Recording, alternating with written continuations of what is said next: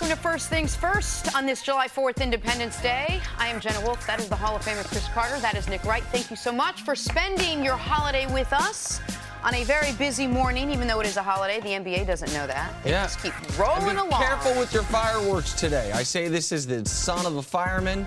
Spent many a 4th of July watching these guys go out, put out fires, roof fires. Be careful with your fireworks. Have a good time. You know what? Also, as a juvenile delinquent, set a lot of stuff on fire. Wait, you or me? You. Okay, this is true. Sometimes I was putting out fires I set, but that doesn't matter. The point is, be careful today and have a good day. Yeah, I'm more concerned about my outfit. Thank you, Christina. Wardrobe. Dawn on my makeup. First time, Dawn.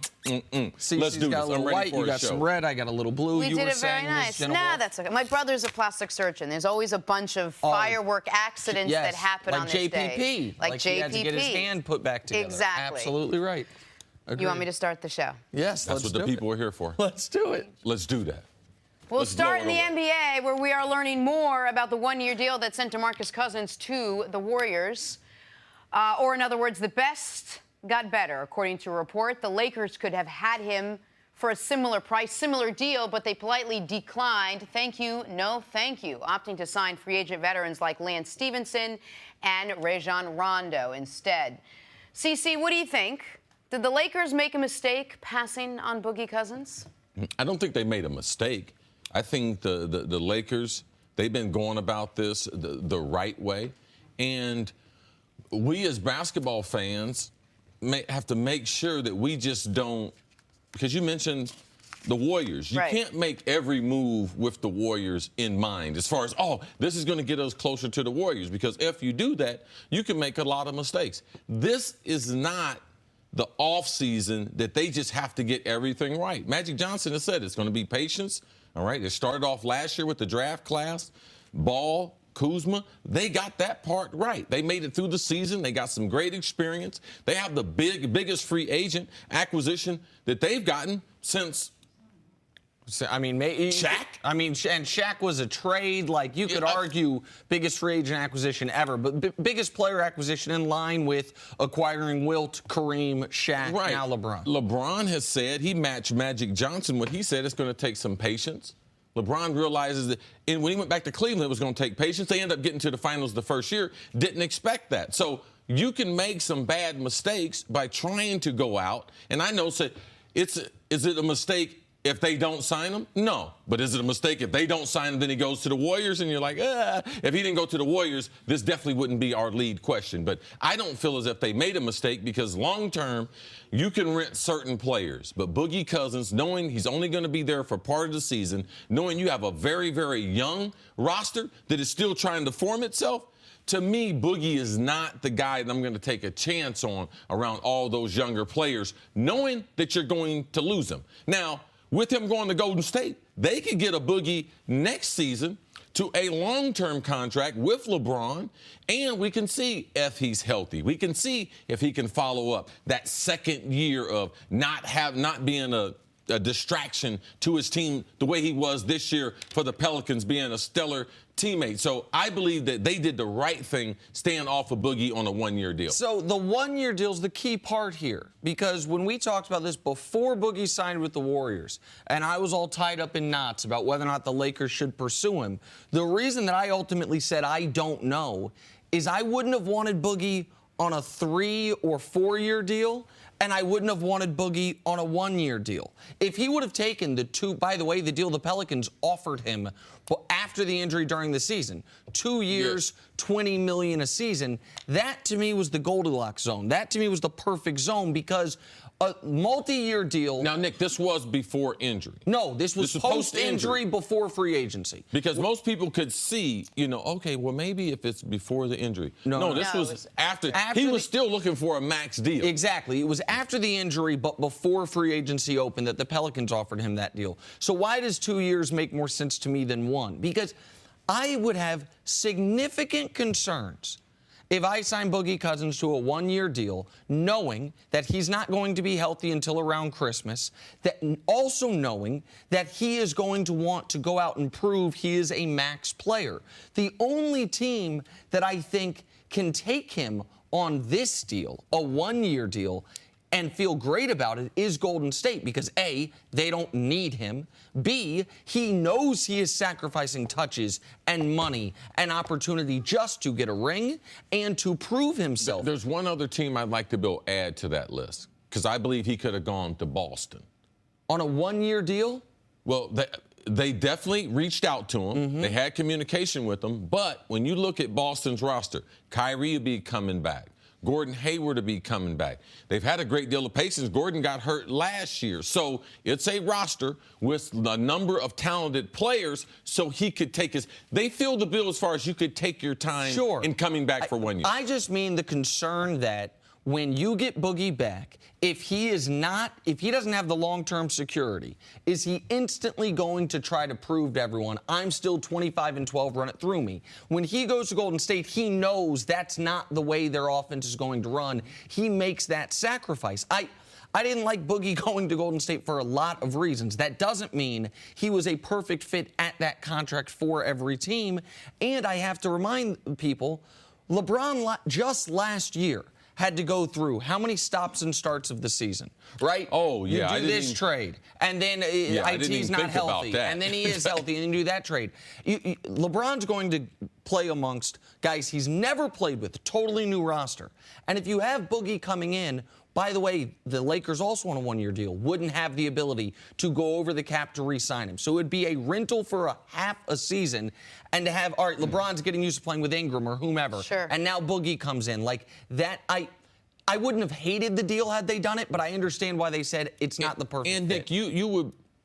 What's your thought on Boogie and his question marks as far as his personality being drastically different than the personality of Rondo and Lance and their influence in this locker room on these younger players? Listen, I think that it's one thing. If Lance is going to be the ninth man on the roster, I think the ninth man can only have so much influence. I think Rondo is brought in because he has remade his image in the last 2 years and because they think he can be a good insurance policy for Lonzo. Boogie is considered and is one of the 15 best players in the league. The influence he has is so much greater from a positive or negative standpoint than the other young guys. So I don't fully buy the 1 year reason why the Lakers wouldn't want Boogie, just because they did bring Lance and Rondo in for 1 year. So if LeBron's looking for a team that's going to stay for a while, he's going to have to rely on the young guys. But my question to you is how much, and you brought this up, how much is LeBron's influence now on bringing players in? How much is LeBron consulted with on who's going to come in? How much does this kind of, have the feel that maybe LeBron had his hands on the desire not to play with a guy like Boogie Cousins? No, I think it's so easy to be able to blame. We've seen this wherever LeBron went, that he was getting blamed as far as the move. We have to understand that the man who's making the basketball moves has a better resume than LeBron James, and it's Magic Johnson. All right, it's not the same situation last year. Kobe, Altman, a young general manager. So people, when you have a star like that, people always want to be able to say, oh, he's making decisions. LeBron wants to be put in a position a lot like he was in Miami, where you had someone who was running those things, but by the way, bring those things to LeBron, not to be approved, but just let them know some of the things they're thinking about. I believe that's the best way to move forward, and that's the reason why LeBron signed with the Lakers so quick, was because he must have a great deal of faith in Magic Johnson. So this was just about him not fitting. I think it was well, first, let me just respond real quick. I know LeBron signed off on the Rondo thing, so I do think they are doing their own due diligence, and then with a guy like Rondo, who has had rivalries with LeBron. There's a famous picture of Rondo posing with a lady wearing a LeBron as a bleep shirt. There might be a little bad blood. Are you cool with this? But as far as the fit, I do think it's also important to know it is easier for the Lakers to have Boogie Cousins on this team in 2 or 3 or 4 years without him being on the team next year on a 1 year deal. Yes. You can do a sign and trade. If you do sign him, you can't. The chance of you getting him back are really slim. Especially if they believe they are going to get Kawhi. And the Lakers' number one objective this offseason was to get LeBron. They got that, and while we all just found out they had it locked in a couple days ago, it seems like the Lakers were very confident they have had this locked in for some time.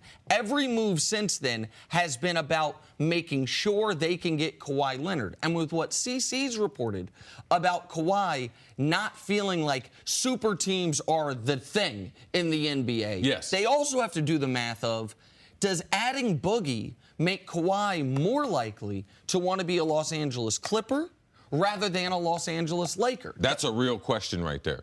And I believe that Kawhi he would go away from the attention. All right, he would go away from the circus atmosphere. He doesn't mind playing with LeBron, doesn't mind playing for the Lakers, but he doesn't want it to be a circus. He doesn't want to have, okay, we're trying to acquire all these. But Kawhi believes he's the best player in the world. He would love to play with LeBron and just go at the rest of the league. And I think the league believes that Boogie Cousins on a 1-year, $5 to $8 million deal would be a disgruntled player, would feel like he got screwed over by injury. So theoretically, if you're going to get the perfect version of Boogie, even for only half a season, of course that's worth $6 million. But not if he is going to be a disruption. The Warriors, and not if you're not going to be able to sign him long term. The Warriors feel like I'm not reporting this. I believe the Warriors feel like there's no downside here. This is the type of money that Aaron Baines gets. If it doesn't work, we can cut him. Come in when you come in, play when you're ready to play. And we don't need you. Right. Like the Lakers would be relying on Boogie when he comes back to be a very quality player. All right, we're going to take a break now. Coming up, let's talk some football on the other side. Are the Dallas Cowboys contenders? According to Pro Football Focus, they are. That's next on a July 4th edition of First Things First. Catch baseball's biggest stars for an unforgettable show from the nation's capital, the MLB All-Star Game on July 17th, only on Fox, or stream it live on the Fox Sports app. And here's the best part. We will be there live.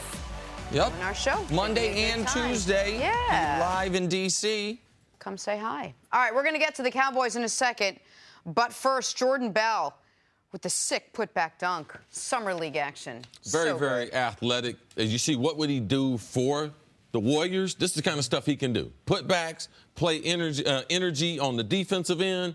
Very good athlete. He loves these off the backboard dunks. Remember, he threw one to himself in Summer League day before yesterday. Didn't get it. This one by a teammate. Yeah, he prefers it from someone else. More NBA Summer League. Trae Young coming off a rough start. Beautiful floater over 2 defenders, but another rough outing for Trae Young. Nick, that's your guy, bro. Last night. Listen, it's Summer League's first couple games. He was better in Game 2 than he was in Game 1. Not by much. I would say by quite a bit. He was 1 of 5 from 3 as opposed to 1 of 11 from 3. All right, he made one.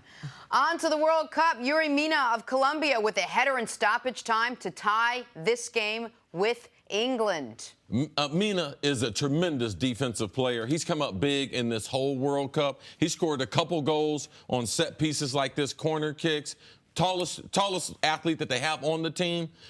Nice leaper in the back there, Nick. You thought Colombia might be able to steal this. They didn't have their best player, James Rodriguez. But then England would not be denied. Eric Dyer with the penalty kick goal to send England to the quarterfinals, where they will face Sweden. Love football. All right, I must admit, yesterday I was a little annoyed with Jenna Wolf because she was bragging that her team was the one still left, but they just hadn't played their round of 16 game And then what happened? But then England advanced. So my team knocked out in the quarters Mexico. England keeps going. And, by the way, with Spain being out of the tournament, England all of a sudden... A lot of people talking about brackets opened up for England quite a bit here.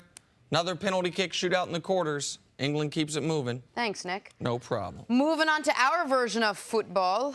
NFL season just months away. A lot of eyes on the Dallas Cowboys, looking for a bounce-back season after failing to reach the playoffs in 2018. According to Pro Football Focus, they should have the roster to do it. Based on their grades from last season, the Cowboys have the 8th best roster in the NFL. CC, you buying Cowboys as a top 10 NFL team after what you saw last year? I don't know about a top 10 NFL team. They have some serious concerns, lack of playmakers. On a consistent basis, who's going to be their number one receiver, who's going to move the change for them. I think they'll be very, very good running the football. Dak in his 3rd year, how efficient is he as a quarterback? We saw last year him take a couple steps back after a sensational rookie season. So I don't I don't think they're a top 10. I don't know about their defense. Right. That's my. So I look at the Cowboys are 8, the Rams are 9. Yes. Okay. And I'm not trying to parse 8 versus 9, but the Rams have obviously a better D lineman than anyone on the Cowboys and Aaron Donald. You could argue Ndamukong Suh's as good as anyone on the Cowboys. They obviously have 2 better corners than anyone on the Cowboys, and Talib and Peters. They have a better receiver than anyone on the Cowboys, and Brandon Cooks. Oh, but the Cowboys have Zeke. The Rams got Todd Gurley. Right. And so it is the Cowboys have the number 1 offensive line and arguably the number 1 running back. But is that enough to raise your team to a top 10 status? I don't know about that. Well, this is the thing I would be concerned with. If you tell me, Chris, you can have one of these teams over Dallas, and which team would go the furthest as far as the playoffs? I believe the Rams. These are all teams behind them that you're talking about. Go ahead. I believe that their roster might be better based on PFF, what they're saying. I can stick with that. But the Rams, the Jags are number 10. I would take the Jags, and their playoff chance is better. Seattle, not necessarily their playoff, but if you tell me the regular season, I would take Seattle. And if you tell me you're going to give me Aaron Rodgers, I don't care who's with him. I'm going to take them over Dallas. So those are the teams ranked behind them. You know, Dallas being a top 10 team. If they finished in the top 10 this year, that would be a good season for the Cowboys. Dallas lose Jason Witten and they lose Des Bryant, and yet they still are now even more primed to do better this year. How does this team look different than it did last year? Besides getting Zeke back. Those are the 2 biggest different looks. I mean, it's basically the same offensive line. I think the getting Zeke back is the key. I also think enough to propel them to number 2. We can't. There's no one.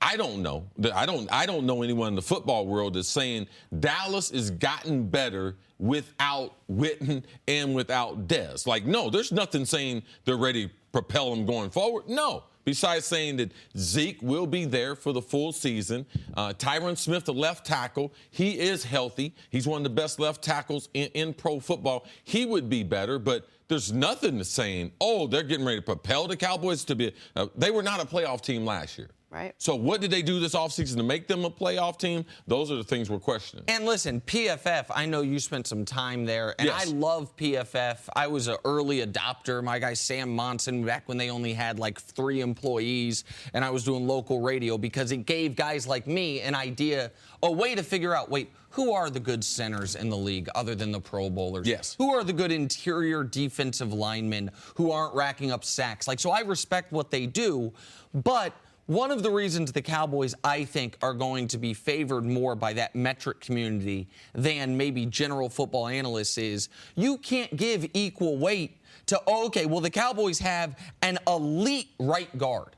And so that's going to offset their average quarterback. Zach Martin has almost the same PFF grade as Aaron Rodgers. Okay, well, that's great. But Zach Martin, we all know. He's not going to touch the ball. Right. He's not going to have the impact of that. So the Cowboys have a lot. They have as many A-plus players as almost any team in the league. And most of those being on the offensive line. Well, all of them, except for their running back. Some people might call DeMarcus Lawrence an A-plus player. I would maybe have him a little bit lower. PFF loves DeMarcus Lawrence, got him as a 94 out of 100. But they don't have, I'd rather have my great players almost diversified. Sure. You know what I mean? Spread out. And that's what the Cowboys don't have. PFF was also much higher on Dak Prescott than I think a lot of media folk were last year. And I think they rank him higher as being a bigger factor and focus. Him, for sure. Jason Garrett, are those 2 components where we're going to have to look at? Right. Well, one thing that PFF, they're not taken into consideration when we're watching the games, Zeke's out of the lineup. They're not taking in consideration all the pressure that we put on Dak to perform like some of the other great quarterbacks. So, yes, I believe in the numbers, and when they do the numbers, he is solid. But in year number 3, he can't play that way. He's got to play a lot better because they have less. You miss Witten's not there. Dez is not there. Terrence Williams got to play better football. They have him ranked, I think, as a 53 ranked player. You can't be that and be sometimes going to be the number 1 guy and definitely their number 2 wide receiver. And what the Cowboys have going against them is the team that's number 1 on this list, and the team that's going to be number 1 on most people's list is in their division. in Philadelphia. And so if you have a team that seems to be as solid as Philly is on both sides of the ball with an amazing quarterback and a damn good backup, and all of a sudden, okay, so now instead of competing with 4 teams to win your division, which I know is their goal going into the year, and I can't discount them from that, what you're really doing is you're competing with the rest of the NFC for one of 2 wild card spots. You're competing with the tougher conference for one of the 2 wild card spots. You can't sneak into the playoffs out of the NFC East when Carson Wentz is there. And so and we already know the NFC is the tougher of the 2 conferences. PFF's got an 8th in football, but 5th in the NFC, which speaks to the depth of power in that conference. All right, let's take a break. Back to basketball on the other side. Coming up, are the Sixers now emerging as the favorites to land Kawhi? That is next. First things first.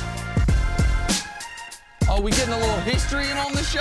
Yeah. Oh, now I got my 2 passions colliding: American history and sports. We do those little vignettes every day. God, you're so not a nerd. You're really not. Listen, I like to be as Cece would say, a learned person. I wish I knew more about world history, but American history is kind of my area of study. That's cool. Happy 4th of July, everybody. Happy 4th of July, everyone. Thanks for spending your 4th with us here on First Things First. Music's still going. You're feeling emotional. It's all good.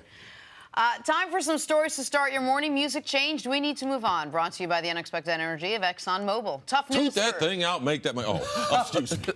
Tough news for the New England Patriots.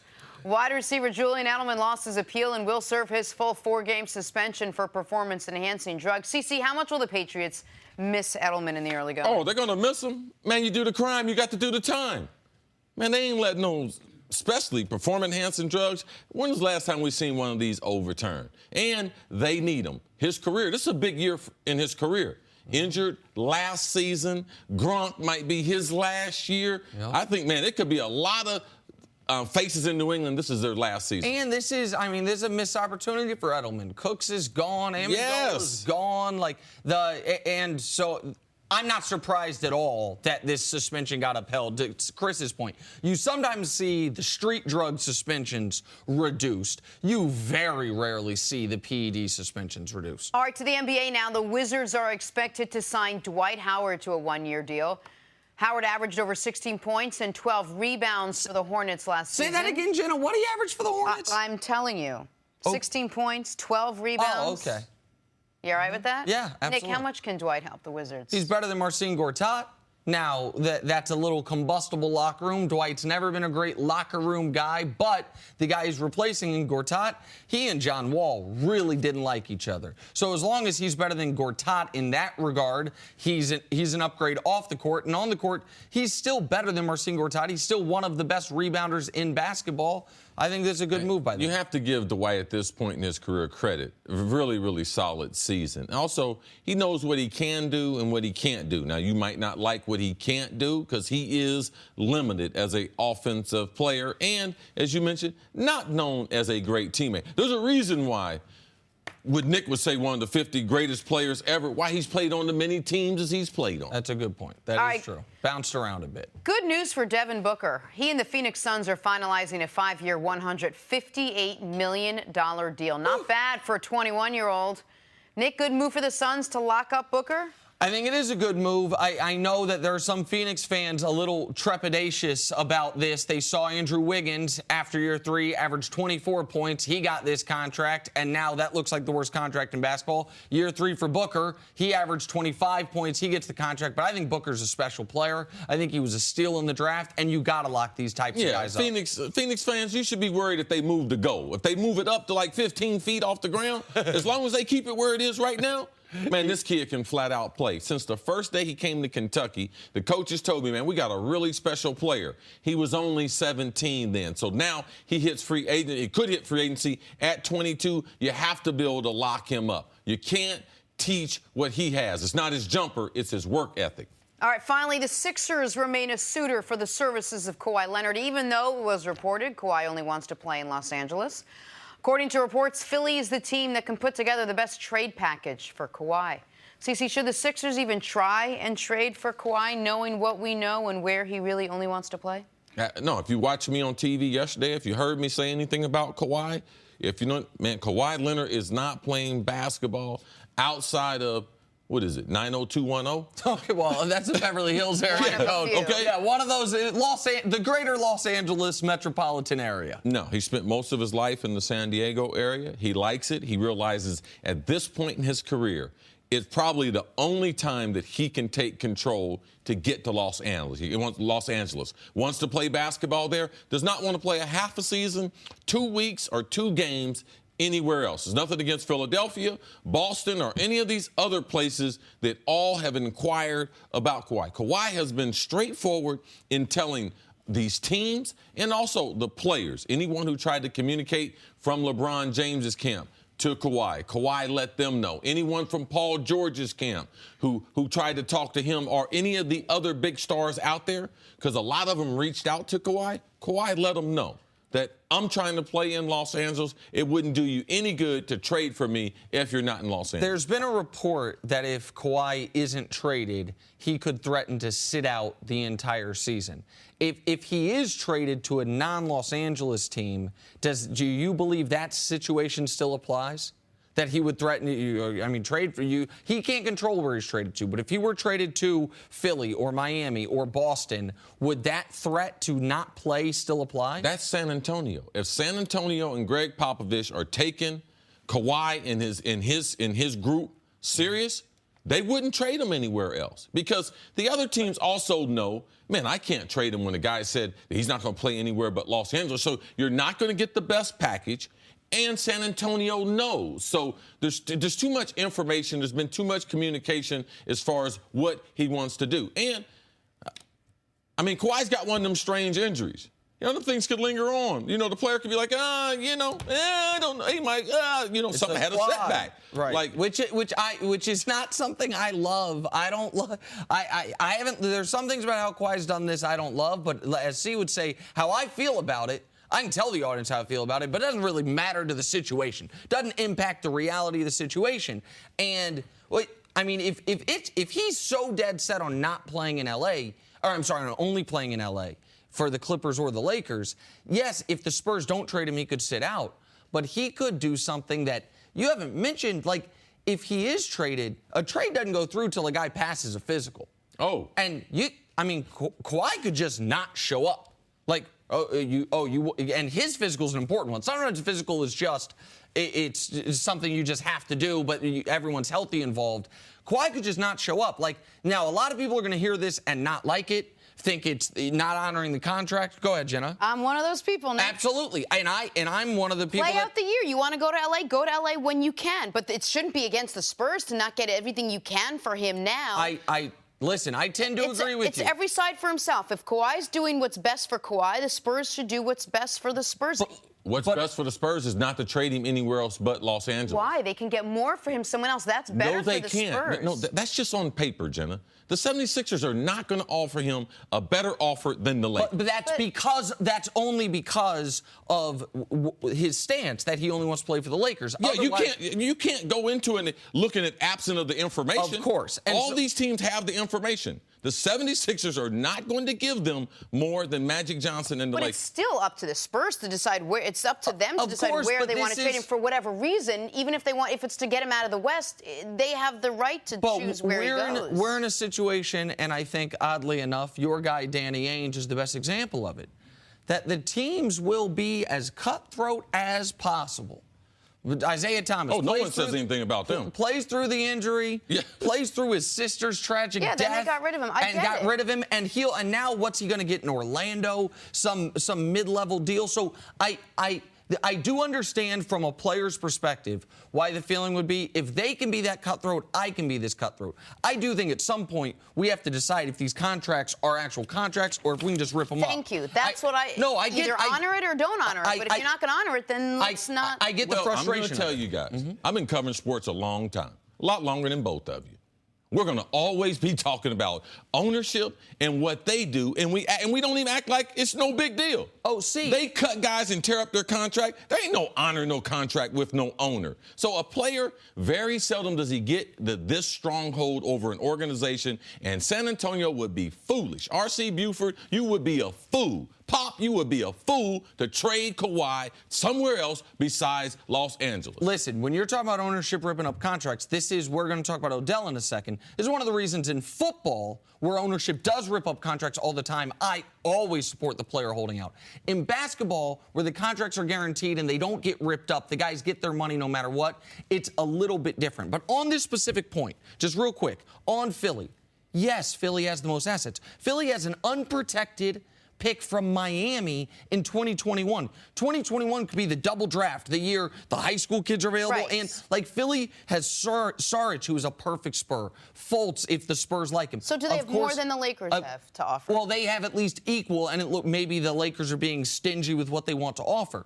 But the point I think that has to be understood is Philly knows what we know, which is that it's not necessarily even a one-year rental for Kawhi. It's that you can try to execute this trade. Kawhi does have the power to make it to where the trade gets voided. And you can dislike that he would do that. I can think that's probably not the best way to go about it. But if he's going to do this, then it's Clippers, Lakers. And we can talk about which of those two teams have the better assets. But the idea that Philly can make the best offer, I think there is no reality that exists where they will make the best offer because they know what Chris knows. They know what we've been talking about. All right, let's leave it there. Giants wide receiver Odell Beckham Jr. is working out and playing a little football. In any other season, that's not news. But this offseason, OBJ waiting for a new contract, hoping to show the world his ankle is fully healed. It's news. Beckham missed all but 4 games last year with the injury, but check him out, working out. This was him working on his game in a uniform last year. But he did, in working out, look like he was getting back to his old form. CC, how optimistic? And there it is. Watch Cutting, this catch. Moving. Looks like he's not hampered by anything that held him back last year. How optimistic, Chris, are you for Odell to return to form? Before Chris answers that question, can I make one observation? Because that went out on Twitter yesterday. Chris Carter, the only person in the world that saw that clip, and his response was, "Love the way you broke off the top of the route." Like everyone else is focused on, it's not just a one-handed catch, but it was almost like he made the football appear, like he just went and created it. You loved the way he broke off the top of his route. It made me laugh when I saw it. Go ahead. Well, that's the only thing that's really important to me. The rest of it's not important. He's got some guy out there. I don't know if that's an NFL guy, but I don't know if he's going to make a roster. Guy off of him in space like that in the slot. And then watch this about him. I think he didn't catch that ball with one hand. He had to bring that ball to his left hand. That ball almost hit the ground. Watch his right hand there. Watch it. You see that ball when it came down around his thigh? Oh, he was getting ready to lose it. All right? And that's probably not a catch. Even if he can make it, he's going to be making it in NFL games. But the routes, he's a special player. He's a special player. You can't bump him. You can't guard him one-on-one. He's very, very smart. He can play any of the 3 wide receiver positions. He loves playing football. He loves working out. So I'm looking forward to seeing him play again. Last year, the injury, it robbed us of seeing one of the greatest wide receivers and continuing what he had done in his first 3 years. He's continuing one of the great legacies that we've seen in the wide receivers as young guys come in, are very dominant. And that's where he is right now. I believe he will be back at the top of his game. And I believe that their offensive staff and their ability to get Barkley the football will only enhance what we've seen with Odell. All right, let me ask you a Odell question of the X's and O's type of stuff, because you always talk about his route running and how precise it is, how good he is with his hands. Hands not catching the football, I'm talking about hands off the line of scrimmage, things like that. The more technical stuff that you see that we tend not to. Everyone else thinks of the catch against Brandon Carr on Sunday Night Football, the amazing catches we run in the highlights.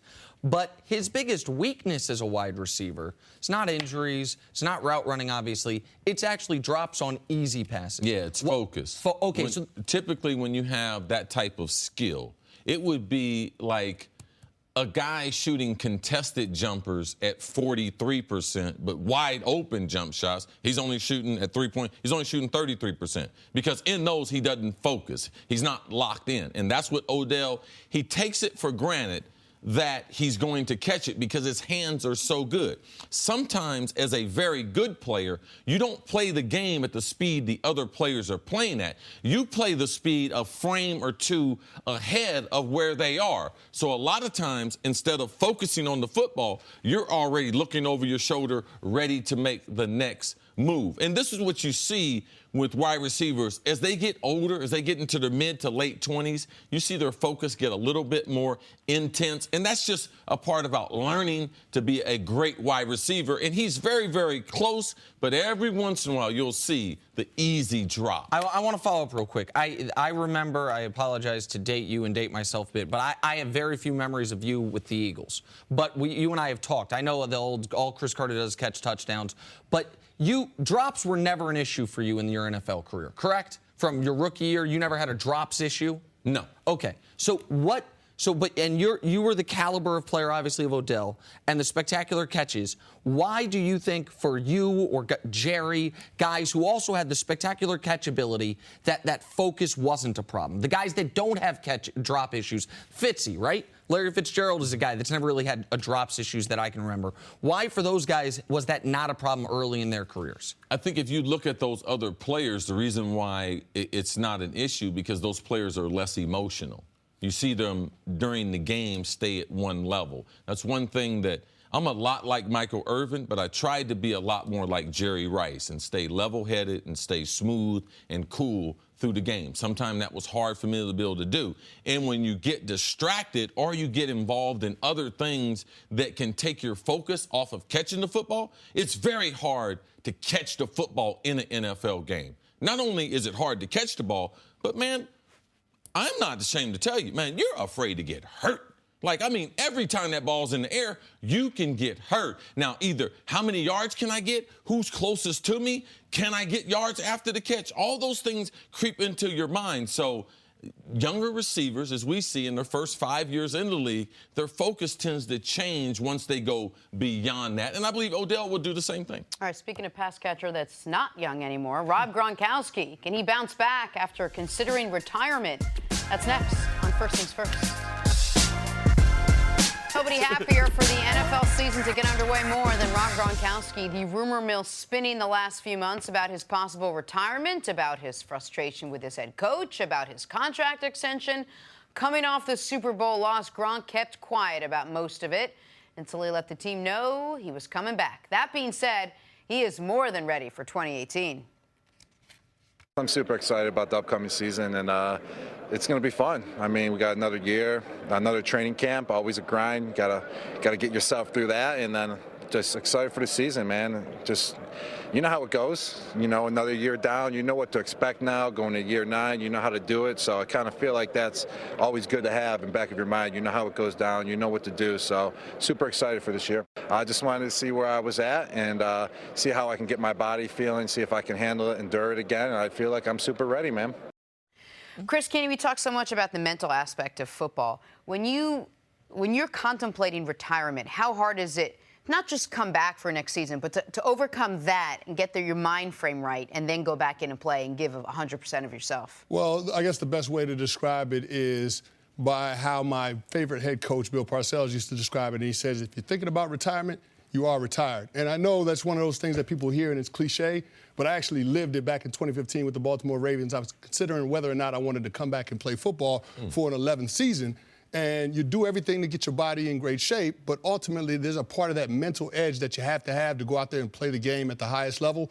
And when you're on that fence about whether or not you're going to play football, that's a bad place to be, because when you're out there on the football field, you have to go 100 miles per hour. Otherwise, you run the risk of putting yourself in harm's way. So I look at what Rob Gronkowski has been saying all offseason, and it's easy to understand why he felt the way he did after the Super Bowl, just because you know that the New England Patriots are usually playing into January, if not in the Super Bowl in February. So it's a lot of football. It's a month more of football every single season, and Bill Belichick has some of the toughest practices in the NFL. So to get your mind wrapped around getting ready for training camp and the grind that is the NFL regular season, this is one of those things you have to be fully committed to. So that's the one thing I worry about with Rob Gronkowski. Now, it sounds like they're going to work out that contract extension, and I guess that's probably what he's super excited about, because I can guarantee you he's not super excited about going through a Bill Belichick training camp in a few weeks. Go ahead, C. Well, I got a lot of respect for what you're saying.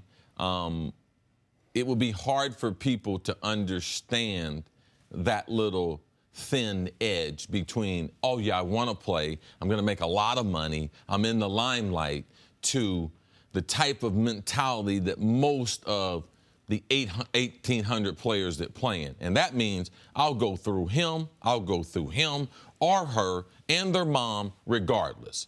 And when you stop having that type of mentality, and that's a mentality that you have to respect, Tom Brady still feels that way. As accelerated as he is in his career, he don't know how long he's going to play. He still feels that way. I used to tell guys like, Chris, what's the difference between you and the other players? I said, man, I'll hurt a guy. I'll do whatever I got to do. I'll deny myself. I won't eat certain foods. I will get the right amount of rest. I will be in the weight room. I will run my body into the type of conditioning that I'm one of the best in the NFL as far as overall condition.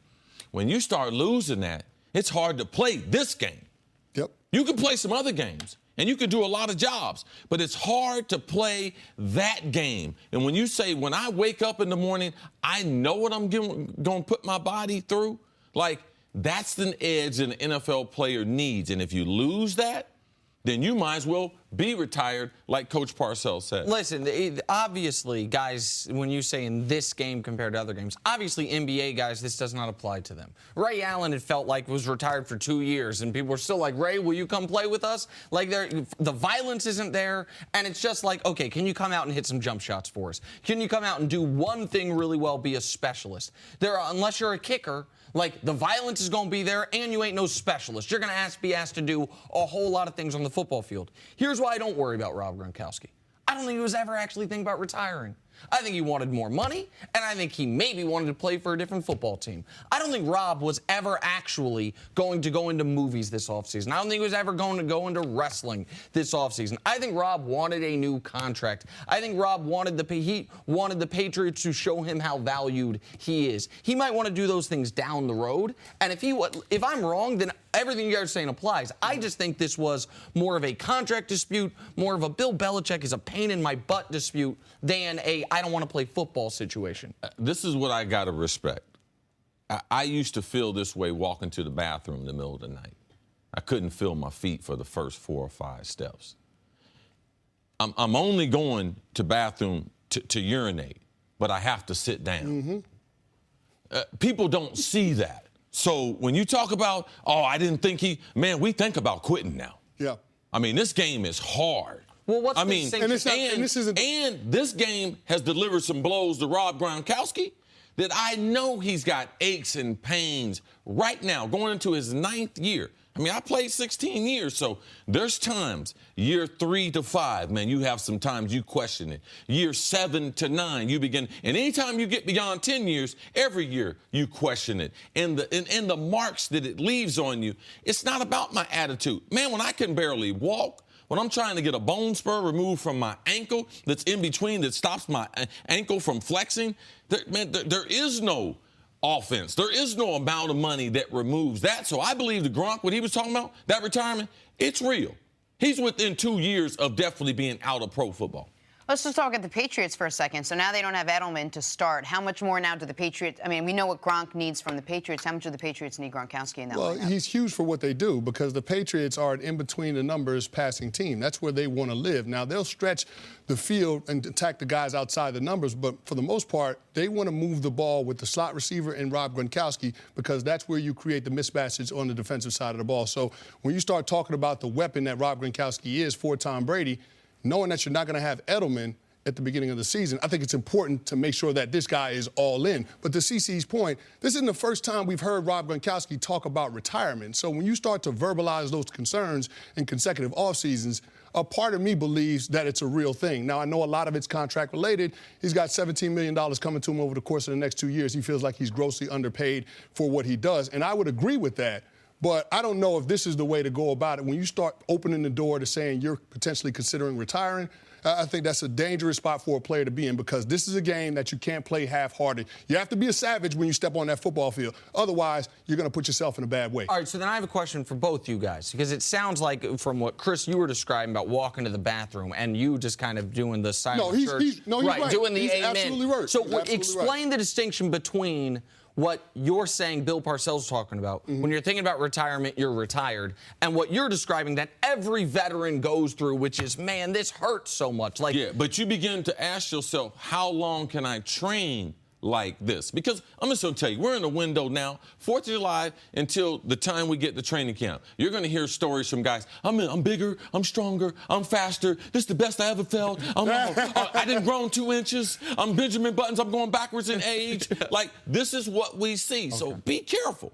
This is the most important year of Rob Gronkowski's career. Reason why they miss Edelman? Yes, but also this is the first time that New England looked at trading him. So if he gets hurt in this year, it could be his last year. And anytime you put that emphasis on 1 year, to me, it's always, man, a guy ends up getting hurt, and that's what I'm watching with him. Yeah, you're right, CC. And to echo your sentiments, I had a defensive line coach in Baltimore, the late Clarence Brooks. He used to always say, guys, I got good news and bad news. On the first day of training camp, this is as good as you're going to feel for the rest of the regular season. Bad news, the good news is you don't have anything to worry about. Bad news is this is the best you're ever going to feel. So understand that you're going through that type of grind when you start talking about playing the game of football.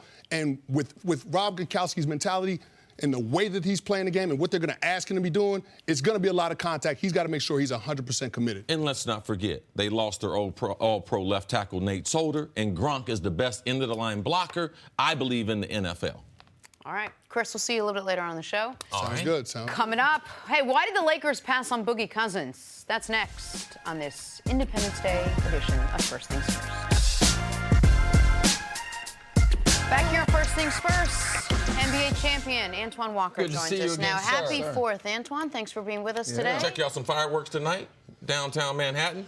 That ain't my thing. See, I'm gonna stay away from that. Okay, no problem. I got you. I understand. Okay, got it. I'll come down, CC. We should ask that off the air. I got you. Shy.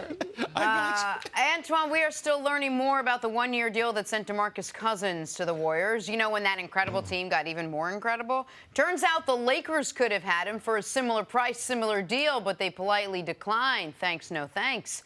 Opting to sign free agent veterans like Lance Stevenson and Rajon Rondo instead. What do you think, Antoine? Did the Lakers make a mistake passing on Boogie Cousins? They made a huge mistake. And the reason why I say that, if you look at the DNA and the history of LeBron James, he's played well. His 2 championships, obviously leaving Kevin Love, who's a stretch 4, center type of guy, but also Chris Bosh. He needs one of those type of guys on his team, and that's what DeMarcus Cousins brings to you on the offensive end. His ability to stretch the floor, be a presence inside. And then you got to look at his career numbers. This is a guy that averaged 21 points a game as a career, but last year, 48 games, 25 points and 13 rebounds. LeBron James needs another star alongside of him. And if you're going to go against Golden State, he would have been a perfect fit for him because he brings toughness. And you got a 1-year deal. You got to think about it. You got a 1-year deal.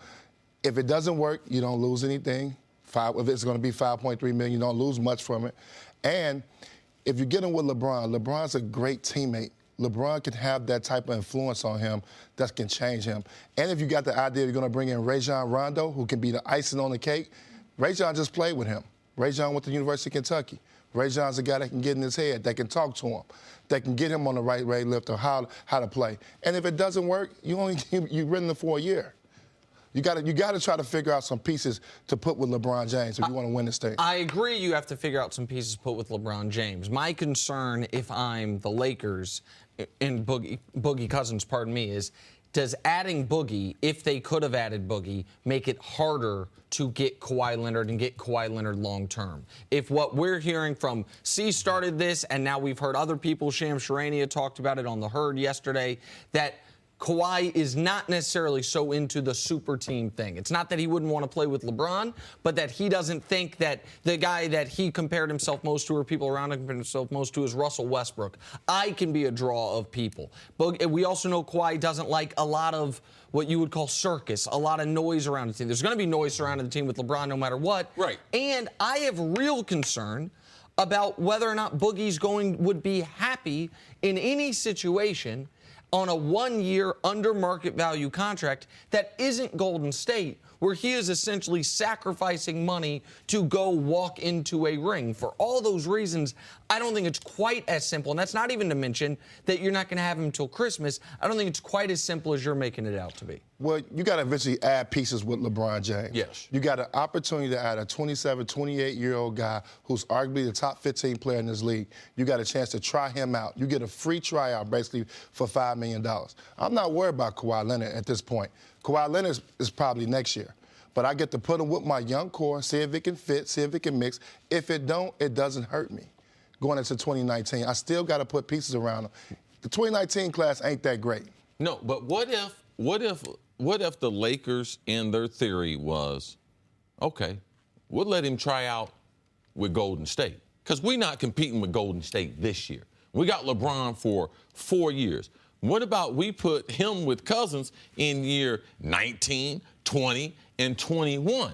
Like compared to season and you because you're only going to have him for one season, in that season being abbreviated. Now, I like the fact of having Rondo on the roster, because if Cousins is healthy, Rondo's already on the roster. All I got to do is give him another one-year deal, and I can go out and get Cousins next year after we have seen him come back from that injury. You have to be concerned about that Achilles injury. The only reason why he's on a one-year deal is because of that Achilles injury, and I believe that the Lakers, if you want Boogie, and I do believe that the stretch 4s and 5s, they have helped LeBron, but this is not the most important year as far as competing against Golden State. I believe next year and the year after that will they really have an opportunity. That's why you take the chance, because this is not that important year. You got to see if he can fit in with your young guys right now. If you're not making a trade for Kawhi Leonard, he's a good fit in what you got going on right now, especially if you can add Rondo to the equation. If you can add a guy that's just played with him, he was under control. You know, he was under control this year. He wasn't but as he bad. was also, he believed, playing for a max contract. And so you can argue, well, he's going to be in the same situation. I would have this. Well, this is the one thing too. Let me put something on this year. People that are around him, not only on the court, it wasn't just a max contract year. He's figured out some things off the court. Like, he's doing better socially also. Now, we saw it as basketball fans on the court 25 and 12. But as a human being, all right, because there are people that have concerns about him, you know, and these are real concerns. It's not as if he's a bad person. It's not as if he breaks the law. But he's got some, I would say, mental health issues, yes, that are very real. And listen, as odd as this sounds, I'd feel better about Boogie on a 2-year deal for more money, because I think he's going to feel more secure and happier. Boogie on a team that he's going to go to and instantly be the second best player, which is what he would be on the Laker team, where he's only there starting beginning of January, call it, where he's playing for a max contract, where he doesn't have the carrot at the end of the year that they have in Golden State, which is a near guaranteed championship. All of that concerns me. Also, the fact that on a 1-year deal, you don't have his bird rights. You can't then go over the cap to bring him back. That concerns me. LeBron and the young players all learning to play together one way, and then Boogie comes back learning to play together another way. I'm not discounting this report. I'm sure there is mostly truth to it. But the timeline of this now, we are now talking about a lot of things that must have happened in a very short window of time. I mean, free agency opened midnight, Saturday night, Sunday morning, depending on how you look at it. Boogie says by 5 a.m. Monday, he's on the phone with the Warriors. We know that he talked with the Pelicans. We know that he was in talks with Dallas and with Washington, even if they didn't make an official offer. Right. And now supposedly this is what I don't understand. Boogie claims he had no offers, but he turned the Lakers. He wanted to go there, and the timeline of this is all very quick in a 36-hour period. I think out of respect, I think New Orleans offered him a deal. I believe they offered him a deal at 12:01. I went through free agency. You get phone calls from 12:01 to 12:30. 6 teams, they may have interest, they may have money for you. When my free agency year, nobody had money. They told me, you can sign for the mid-level. I'm averaging 20 and 10. I don't want the mid-level. But I know they offered him some money. Now it's his decision whether or not to take. I think he felt insulted. I think he thought New Orleans was going to pay him the max. And I think he was trying to do whatever he can to burn New Orleans. And he looked out for self a little bit by trying to play for a championship. Well, that's the other part of this. And we saw that New Orleans offered him before free agency 2 years, $40 million. And that exact offer might not have been on the table for him at free agency, maybe because New Orleans knew they could bring in Julius Randle. But there's a very interesting article today on Yahoo about how this was a message to all the Boogie haters, essentially, that this was Boogie's chess move going to Golden State. Okay, and whether you consider this chess or checkers and whether you think Boogie's haters are legitimate or not, there is some validity to me that Boogie understood the shockwaves it would send through the league. I'm going to Golden State. I'm going for them for just a little more than Kayvon Looney money. See how everyone feels about it. Yeah, but he's not going to put up big numbers at Golden State. We all know that. Can he get healthy? Can he play well within their system? You know, that still remains to be seen. But it's a good move because he can win a championship. He's 9 years in. He never played in the playoff game. So I'm not mad at him for wanting to win a championship. But it's not going to, like, his career's going to change. His numbers are going to come down. He's going to be in a different role. Their best five, and I said it yesterday, is their small lineup. That's their bread and butter. And can he take not being on the floor late in games when the game matters the most? That's going to be interesting to see. Everybody's all scared of DeMarcus Cousins on paper, but it ain't all glitz and glamour because he can't defend the way Golden State defends, and he's going to have a problem not being in the game late. Nick is hoping he go there and him and Draymond just fight like cats and dogs. They could. Hey, it could possibility. I'm not wishing anything bad on anybody. No, you did tell me that in my office. No.